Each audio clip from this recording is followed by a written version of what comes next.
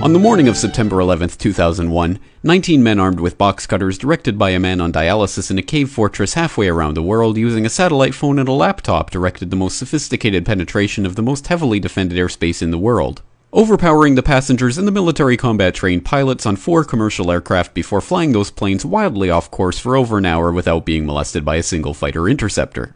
These 19 hijackers, devout religious fundamentalists who like to drink alcohol, snort cocaine, and live with pink-haired strippers, managed to knock down 3 buildings with 2 planes in New York, while in Washington a pilot who couldn't handle a single-engine Cessna was able to fly a 757 in an 8,000-foot descending 270-degree corkscrew turn to come exactly level with the ground, hitting the Pentagon in the budget analyst office where DoD staffers were working on the mystery of the $2.3 trillion that Defense Secretary Donald Rumsfeld had announced missing from the Pentagon's coffers in a press conference the day before, on September 10th, 2001.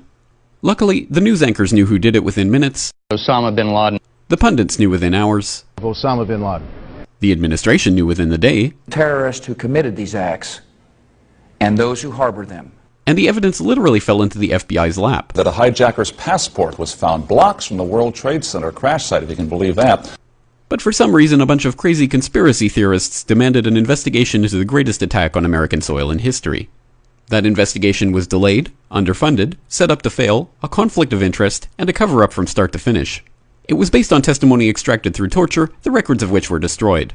It failed to mention the existence of WTC-7, Able Danger, P-TECH, Sibel Edmonds, OBL and the CIA, and the drills of hijacked aircraft being flown into buildings that were being simulated at the precise same time that those events were actually happening. It was lied to by the Pentagon, the CIA, the Bush administration, and as for Bush and Cheney, well, no one knows what they told it because they testified in secret, off the record, not under oath, and behind closed doors.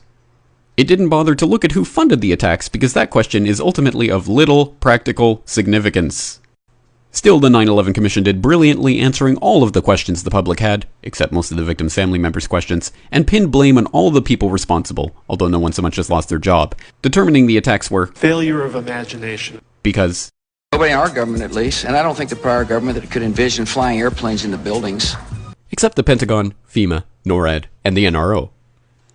The DIA destroyed 2.5 terabytes of data on Able Danger, but that's okay because it probably wasn't important. The SEC destroyed their records on the investigation into the insider trading before the attacks, but that's okay because destroying the records of the largest investigation in SEC history is just part of routine record keeping. NIST has classified the data that they used for their model of WTC-7's collapse, but that's okay because knowing how they made their model of the collapse would jeopardize public safety. The FBI has argued that all material related to their investigation of 9/11 should be kept secret from the public, but that's okay because the FBI probably has nothing to hide. This man never existed, nor is anything he had to say worthy of your attention, and if you say otherwise, you are a paranoid conspiracy theorist and deserve to be shunned by all of humanity. Likewise him, and her. And her, and her, and him.